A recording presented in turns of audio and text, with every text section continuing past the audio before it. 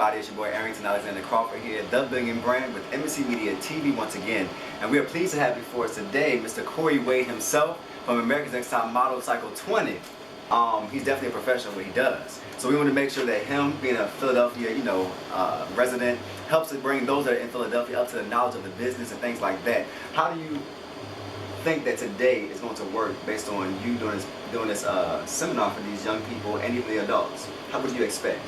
I'm excited for today because this is something that you don't see very often in Philadelphia. And it's a hard city to navigate as far as fashion is concerned because there isn't much going on. Now I'm comparing it to metropolitan cities like New York and LA. There's really not that much for models in Philadelphia. So what they need is the fundamentals. How do you start? How do you start to build your portfolio? And then what agencies in Philadelphia do you contact? There are a few really, really great agencies here that can actually serve as a catalyst to get you further along in your career. So I want to pass that information along because I'm a Philly native and I found it very, very difficult to get my start in the fashion industry. If it wasn't for America's Next Top Model, I would have had a lot more difficulty, and there's so much knowledge that now I wish I had back then.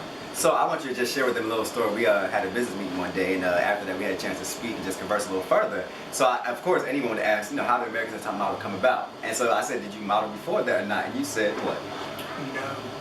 I did voluntarily. Now, I think that there is a very defined difference between somebody who models and somebody who gets paid to model. That was the change. After the show, I was able to embark on greater endeavors and start to make money modeling. And that is the kind of information I want to give to these people because anybody can model, anybody can get in front of a camera, But it's about taking it, turning it from this recreational thing into a profession.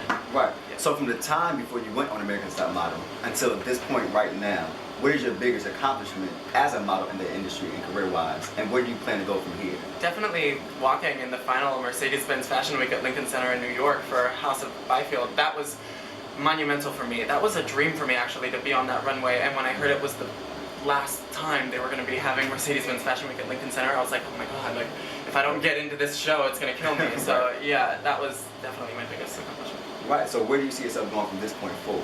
What is your vision, goal?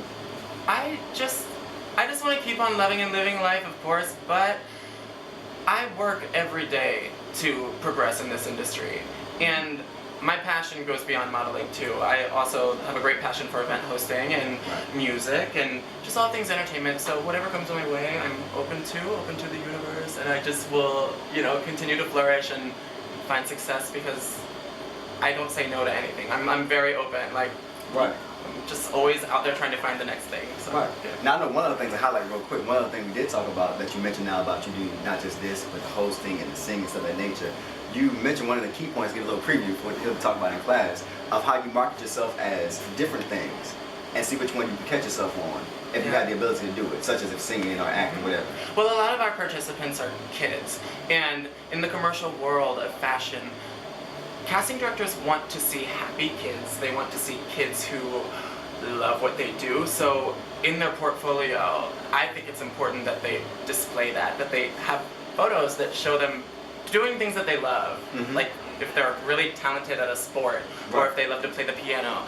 I think that that's something that adds a little bit of character to their portfolios, and I obviously am not a child, but I know that casting directors want to work with happy kids who love what they do. So, So what advice can you give somebody that's let's say it's a adult that's aspiring to model, but maybe they just don't have it at the time? What would you suggest to them on how to get themselves known, build their brand awareness, and even challenge their gift? I think that the key thing to always remember is that no matter what, you need to maintain a level of confidence. So many people are going to tell you that you don't have it. So many people are going to tell you that you're not meant for this. Let me tell you something, I'm meant for this, okay? And if you believe that you were meant for this too, then you are. There is so much power behind spoken word and actually saying something with conviction and genuine belief. And if you believe that you are meant for this, then you have to claim that and own it. And don't let anybody tell you that you don't have it. The main thing to remember is that the most important thing is for you to know that you have it. Right. So just for our audience, can you tell us what you have currently that you're working on? New projects, new endeavors? Yeah, most recently I collaborated with designer Stevie Boy. He's Okay, yes. designed eyewear for artists like Kesha, Madonna, Lady Gaga, Rihanna, Yes. and he asked me to be his next male model for his campaign upcoming. It's going to be centered around like the Las Vegas area. I've never been to Vegas, but he told me that there's potential for us to have a billboard out there, so that would be really cool. We also have New York Fashion Week coming back in September, and I'm obviously going to find my way into that world and become a part, and make sure I'm a part of that this season Right. too. So. Right, so as a male model real quick, we know that a lot of times male models sometimes become very scarce, or sometimes harder for them because most people want females. What do you feel is your hardest challenge as a male model getting into the industry when it comes to getting booked in jobs of that nature?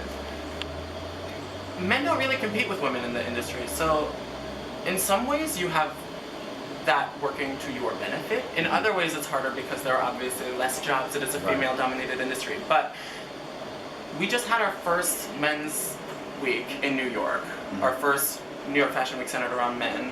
And I hosted one of the shows out there for Edwin D'Angelo, and it was actually really cool. It was great to see a light shined on men's wear, men's fashion, because I think the industry is changing. And fashion is changing. I think men want to try new things. They don't want to just wear the standard slacks and a button down. They want to, dress it up and do something maybe a little bit different, like quirky, interesting. I see him looking at himself because he's wearing slacks and a button down. I wasn't coming for you, Bill. That's so rude. But you know what I mean? Like, I feel like it's important for men to feel like they can have fun with fashion too. Right. Yeah.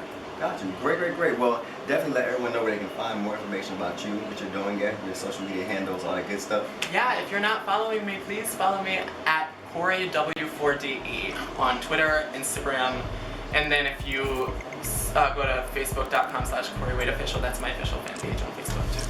Got you. And make sure you please follow up with this movement modeling, professional modeling 101 with Cory Wade. We're definitely glad to have him here today, and we'll have further highlights from it so you can see what went down and make sure you're in the place again the next time it happens. This is Arrington Crawford here once again, The Billion Brand with Embassy Media TV. Make sure you follow us on Instagram and Twitter at Embassy Media TV, and also me, myself, at The Billion Brand. Make sure you stay tuned.